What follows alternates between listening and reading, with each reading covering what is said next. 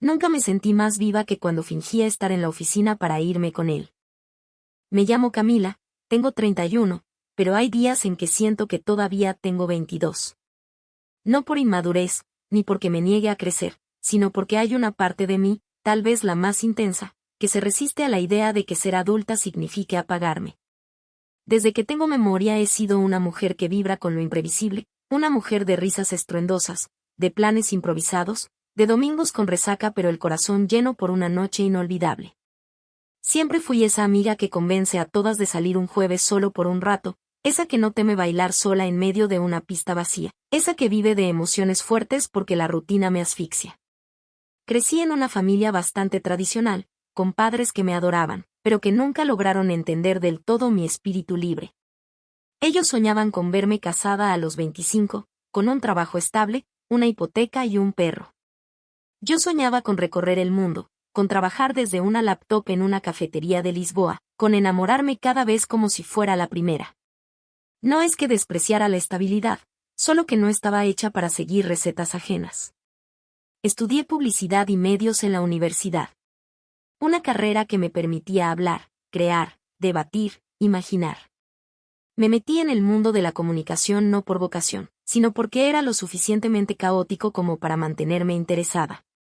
Después de varias pasantías, terminé trabajando como directora creativa junior en Insight 360, una agencia de marketing ubicada en una de las torres empresariales más modernas de la ciudad. La oficina era un lugar vibrante, paredes llenas de pizarras con ideas, salas de reunión con sofás de colores, música de fondo que cambiaba según el estado de ánimo del equipo. Todo se sentía como un juego serio. Me encantaba. Mis días eran una mezcla de videollamadas, brainstorming eternos, cafés con clientes intensos, y salidas espontáneas con mis compañeros. Algunos días terminaban en un bar, otros en algún apartamento con luces tenues y vino barato, hablando de cualquier cosa menos de trabajo. Nunca he sido una mujer que se defina por un solo rol. En la oficina era profesional y comprometida, pero en cuanto cerraba mi computadora, me desataba. Las fiestas eran mi manera de sentir que seguía siendo yo. Que no me estaba volviendo parte de ese sistema que convierte a las personas en sombras de sí mismas. No me interesaban las relaciones largas. Mi historial amoroso estaba lleno de historias que comenzaban con una chispa violenta y terminaban antes de que pudiera ponerle nombre al sentimiento. Me gustaban los hombres que vivían rápido, los que no preguntaban demasiado, los que no trataban de cambiarme. Estaba convencida de que el amor duradero era una invención social, una especie de cuento de hadas para tranquilizar a los que no soportaban estar solos. Y sin embargo, con todo lo claro que lo tenía, conocí a Matías. Fue en una fiesta de cumpleaños de una amiga en común. Nada del otro mundo, luces bajas, reggaetón de fondo, gente con copas en la mano fingiendo conocerse más de lo que realmente se conocían. Yo ya iba por mi segundo gin tonic cuando lo vi. Alto, con una camisa azul clara arremangada, de pie en la cocina hablando con alguien sobre vinos. No me llamó la atención por guapo, aunque lo era, sino por su postura. Tranquilo. Centrado. Como si no necesitara impresionar a nadie. Yo, con mi radar de caos, detecté en él algo que me desconcertó, serenidad. Me acerqué. Fue automático. No lo pensé. Le hice un comentario sarcástico sobre su copa de vino, algo como ¿qué tal está tu jugo de uva caro?, y él se rió sin forzar. Me miró directo, sin escanearme como hacían otros. Me habló como si no le importara lo que yo pensara de él, y eso, para mí, fue magnético. Me dijo que se llamaba Matías y que trabajaba como analista de riesgos en una empresa de seguros. El tipo de profesión que yo solía considerar aburrida. Pero con él no sonaba así. Su manera de explicar las cosas era tan sencilla, tan clara, que me sorprendí prestando atención. No hubo coqueteo intenso, no hubo promesas, ni frases trilladas. Solo una conversación fluida, una especie de pausa en medio del ruido. Al final de la noche me pidió mi número, sin urgencia, sin presión. Me dijo, me divertí hablando contigo.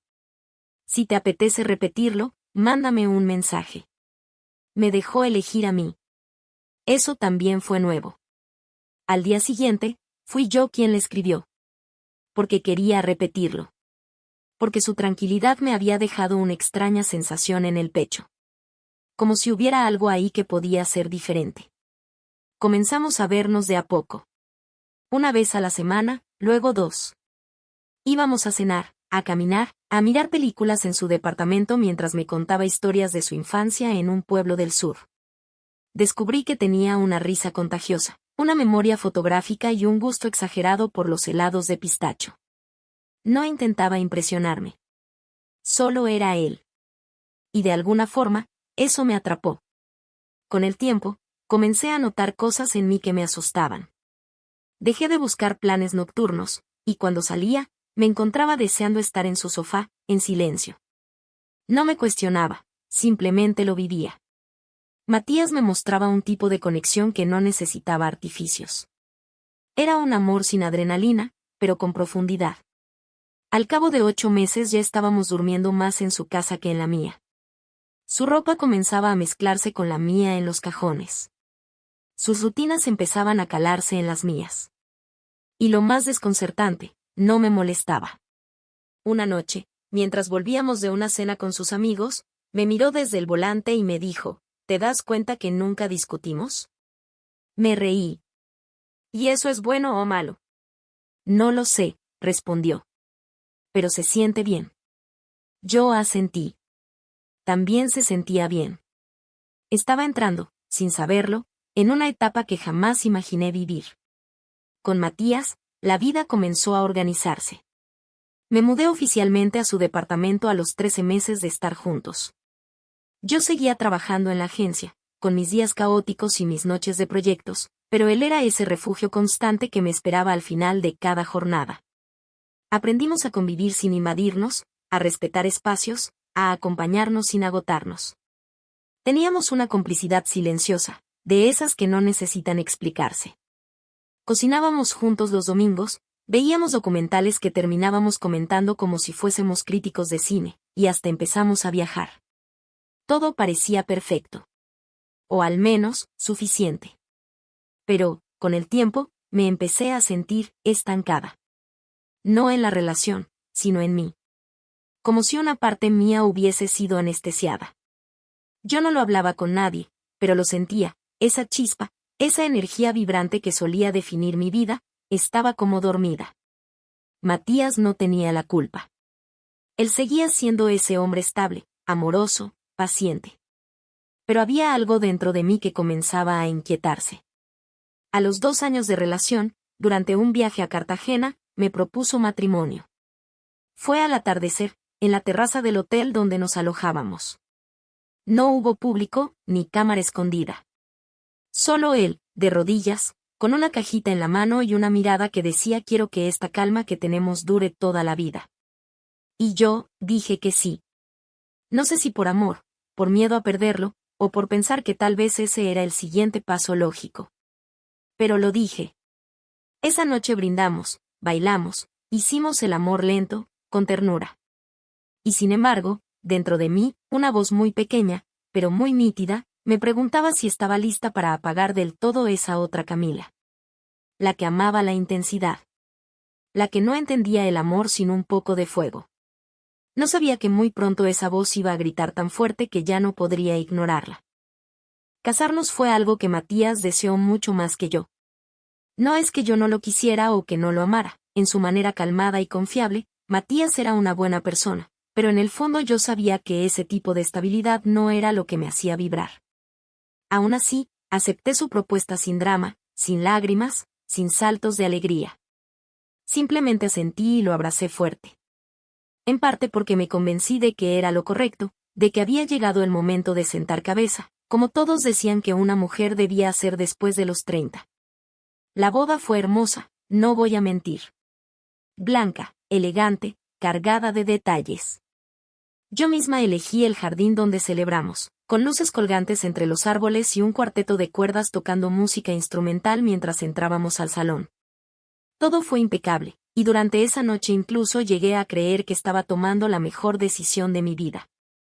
Matías me miraba como si yo fuera la única mujer del mundo, y hubo un instante, mientras bailábamos bajo la luna y mis amigas gritaban de emoción al ver mi vestido girar, que creí que podía amar esa vida. que podía hacer la mía. Después de la boda, todo fue tranquilidad. Demasiada, quizás. Nos mudamos a un departamento más amplio, con un pequeño balcón que daba a la ciudad. Empezamos a decorar juntos, a elegir muebles, a discutir por el color de los cojines, a reírnos mientras cocinábamos. Las primeras semanas fueron como una tregua, la calma antes de la rutina. Pero pronto Matías empezó a cambiar. No de forma drástica o preocupante. No. Fue sutil. Empezó a querer horarios, estructuras, listas. Quería que fuéramos a comer con sus padres todos los domingos. Que ahorráramos para comprar una casa más grande. Que pensáramos en tener hijos antes de que el reloj biológico se nos pasara. Empezó a hablar como un hombre mayor atrapado en el cuerpo de uno joven. A veces me miraba y decía cosas como ya no estamos para andar de fiesta, Cami, o deberíamos dejar de gastar en cosas innecesarias. Y yo asentía. Me callaba. Fingía estar de acuerdo, aunque por dentro me revolvía la idea de perder mi libertad, mi energía, mi ritmo. A mí aún me gustaban los viernes con copas de vino y amigas. Me gustaba quedarme despierta hasta tarde viendo películas viejas o salir a caminar sin rumbo solo porque me apetecía. Pero con Matías, todo empezó a sentirse predecible. Eficiente. Responsable. Agotador. El amor que nos unía comenzó a transformarse en compañerismo. Ya no había deseo. Ya no había miradas que ardieran en silencio desde la otra esquina del cuarto. Solo una rutina que se repetía como un ciclo mecánico. Y aunque me convencí de que así era el matrimonio, en el fondo algo dentro de mí empezaba a buscar oxígeno. Algo que aún no tenía nombre, hasta que conocí a Mario. Mario llegó a mi vida como una brisa cálida en medio de un encierro voluntario. No era un nuevo amor, ni un relámpago, ni una locura inmediata. Fue solo una mirada. Un gesto. Una voz firme con un toque de ironía. Y todo eso sucedió en el ascensor de la oficina, donde trabajaba como diseñadora gráfica en una agencia de publicidad que tenía más egos que ideas funcionales. Él era director de arte freelance, recién incorporado a un proyecto con una de las marcas más grandes que teníamos. No estaba en mi equipo directo, pero trabajábamos en el mismo piso. Mario era diferente al resto. Vestía con un estilo relajado, despreocupado pero elegante. Su forma de hablar era pausada, como si no tuviera prisa por demostrar nada a nadie. Y cuando me saludó por primera vez, con una sonrisa sin pretensión y un hola, ¿tú eres Camila? No, supe que estaba entrando a un terreno delicado. Al principio solo compartíamos charlas casuales, el clima, los cafés mal preparados de la máquina, las juntas eternas con clientes que no sabían lo que querían. Pero bastaron 2 semanas para que nuestras bromas se hicieran más personales. Él me preguntaba cosas que nadie más notaba. ¿Por qué siempre llevas esos collares largos? ¿Hay una historia detrás? ¿O siempre caminas tan rápido cuando sales del baño? Parece que estás escapando de alguien. Y yo me reía. Reía de verdad, de esas risas que te sacuden el pecho. Un viernes, mientras esperábamos que subieran una presentación para revisión, me invitó a bajar por un café. Caminamos 2 calles. Y al volver, me miró con una intensidad que me desarmó. Me dijo, sin adornos, tienes algo inquieto en la mirada, como si estuvieras en otro lado todo el tiempo. Esa frase se me clavó como una verdad dolorosa. Porque sí, yo ya no estaba del todo ahí. Ni en la oficina, ni en mi matrimonio. Me sentía flotando entre lo que debía ser y lo que deseaba recuperar. Mario se convirtió en mi válvula de escape. Empezamos a comer juntos. A tomar café. A intercambiar playlists. A quedarnos trabajando tarde, aunque ya no hubiera trabajo. A fingir que era todo profesional. Pero no lo era. Había una tensión, una complicidad, una chispa. Y yo me dejaba llevar. Empecé a mentir. Pequeñas mentiras al principio. Que tenía una reunión extra. Que iba a ver a una amiga. Que la agencia me necesitaba el sábado por una crisis de cliente. Todo falso. Todo para pasar horas con Mario, en cafeterías escondidas, en cines vacíos, en rincones donde no existía Matías ni su plan estructurado de vida. y ahí fue cuando lo supe. Que algo estaba por romperse. Y que yo no tenía intención de detenerlo. Mentir se convirtió en algo tan natural como respirar. Al principio me costaba trabajo. Sentía esa punzada en el estómago, ese remordimiento inmediato que me hacía dudar 2 veces antes de abrir la boca. Pero luego entendí que todo se trataba de ritmo. De ensayar las palabras en la mente antes de decirlas, de mantener el tono de voz estable, de mirar a Matías a los ojos cuando decía que tenía una capacitación de última hora o una revisión de campaña nocturna. Y él, como siempre, me creía. Confiaba en mí de una manera casi inocente, como si yo fuera incapaz de hacer algo fuera del guión que habíamos escrito juntos. Era tan fácil, demasiado fácil. A veces hasta me daban ganas de que dudara, que me hiciera una pregunta incómoda, que me oliera el cabello al llegar o que revisara mis llamadas. Pero no. Matías seguía siendo el mismo hombre tranquilo, metódico y confiado. Un esposo ideal para cualquiera que quisiera una vida en paz. Solo que yo no era esa mujer. Nunca lo fui. Mis escapadas con Mario comenzaron a tomar forma de rutina, una rutina paralela a la de mi matrimonio. Me levantaba temprano, desayunaba con Matías, salía bien vestida, con el bolso organizado, las uñas hechas, los labios con un toque suave de color. Caminaba hacia la estación de metro o pedía un auto por aplicación, según el día. Pero en lugar de ir a la oficina, hacía una parada en una esquina acordada, una cafetería escondida o un hotel pequeño de esos que cobran por hora y donde nadie pregunta nada. Era absurdo lo viva que me sentía en esos momentos. La adrenalina de quitarme los zapatos en la habitación, de soltar el cabello frente al espejo empañado, de escuchar la voz de Mario acercándose por detrás mientras desabrochaba mi blusa. No era solo sexo. Era ese vértigo en la sangre, esa sensación de que estaba haciendo algo prohibido, algo que no debía pero que, al mismo tiempo, me devolvía una parte de mí que creía muerta. Mario sabía lo que estaba haciendo conmigo. No preguntaba por Matías, nunca lo mencionaba. No hablábamos de futuro. No había promesas. Solo intensidad, deseo, piel contra piel. Pero fuera de la cama también había risas. Me contaba anécdotas de sus años en agencias más grandes, me hablaba de los lugares a los que quería viajar, de su música favorita, de libros que nunca había leído y que me hacían querer fingir que sí.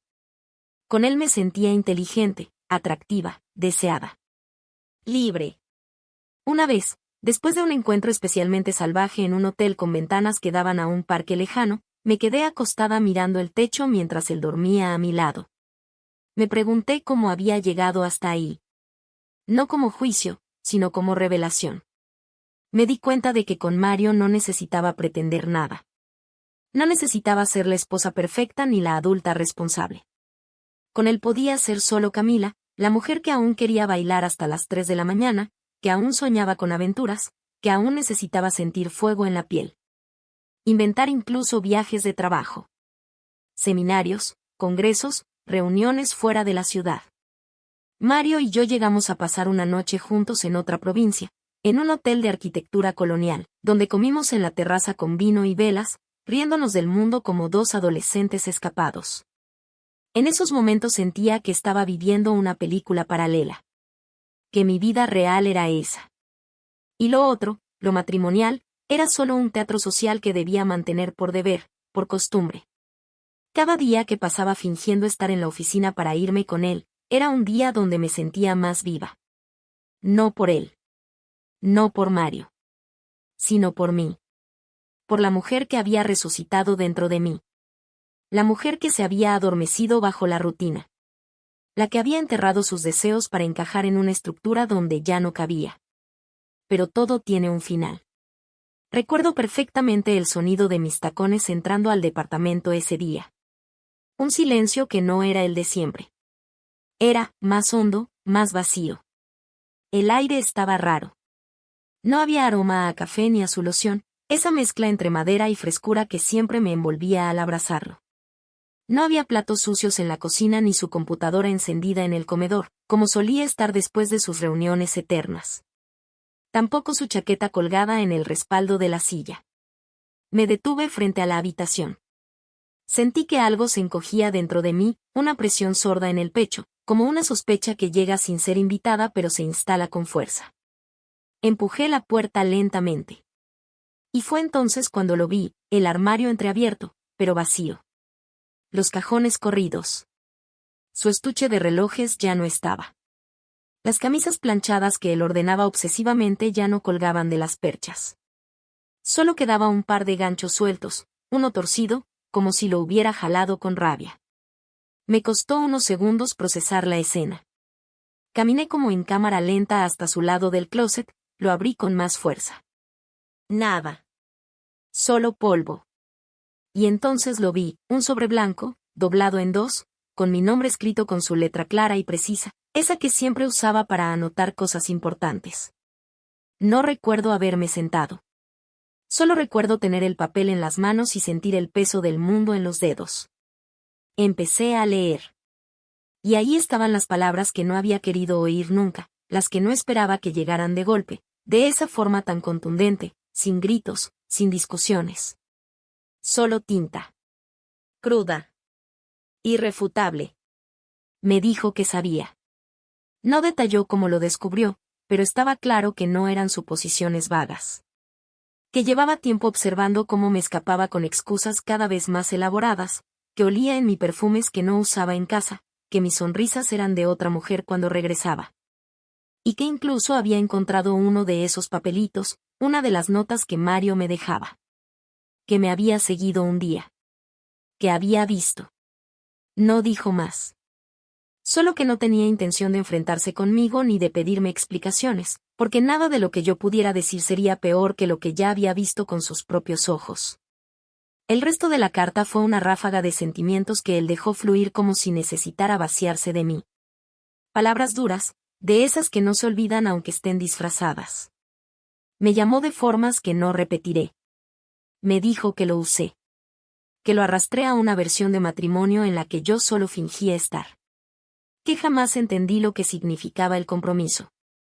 Que mientras él soñaba con construir, yo destruía en silencio, con la sonrisa puesta y las piernas abiertas para otro. Y terminó con una frase seca: ya no te amo. No me busques. No me llames. Lo que eras para mí, ya no existe. Me quedé sentada con esa hoja en las manos durante largos minutos. No lloré. No grité. No hice nada. Solo la leí una y otra vez, como si pudiera encontrar otra interpretación entre líneas, como si algo en mi cabeza intentara protegerme de la realidad que ahora era imposible de negar. Cuando por fin me puse de pie, caminé por la casa como un fantasma. Toqué los espacios donde él había estado. El borde de su taza favorita. El marco de fotos que todavía tenía nuestra imagen en una playa, sonriendo como si el mundo fuera nuestro. Lo tomé. Lo miré. Lo lancé contra el suelo. El vidrio estalló en 1000 pedazos. Fue el único ruido real en todo ese atardecer que ya empezaba a teñirse de noche. Y ahí, entre los restos del marco, me senté otra vez, esta vez sí con el pecho desgarrado, con un llanto que no fue suave ni contenido. Fue un llanto violento, como si todas las emociones que había escondido detrás de cada mentira, de cada orgasmo robado, de cada salida clandestina, se hubieran acumulado para estallar justo ahí. No era culpa de Mario. No del todo. Él no me obligó a nada. Era yo. Yo fui la que eligió este camino. Yo fui la que se dejó arrastrar por el deseo de sentirme viva, como si la vitalidad solo pudiera encontrarse en lo prohibido. Y ahora lo tenía, esa libertad que tanto ansiaba, pero vacía. Fría. Con el sabor amargo de haber perdido a alguien que, aunque ya no me emocionaba, me amaba de verdad. Después de eso, todo se sintió diferente. El departamento ya no era mi casa. Era un recordatorio constante de lo que arruiné. De cómo tiré a la basura la única relación estable que había tenido, por una aventura que ahora tampoco sabía si quería seguir manteniendo. Mario me escribió esa misma noche. Un mensaje simple: ¿todo bien? Lo leí, lo ignoré por horas. ¿Cómo decirle que Matías ya sabía todo? ¿Cómo admitir que mis excusas habían muerto y que ahora la historia paralela se había comido por completo a la principal? La siguiente vez que nos vimos, Mario notó el cambio. No hizo preguntas. Me abrazó sin hablar. Y por un instante pensé en contarle todo, abrirme, decirle que Matías se había ido, que me había dejado sola con mi culpa, con mi caos. Pero no lo hice. Porque entendí que Mario no era mi refugio.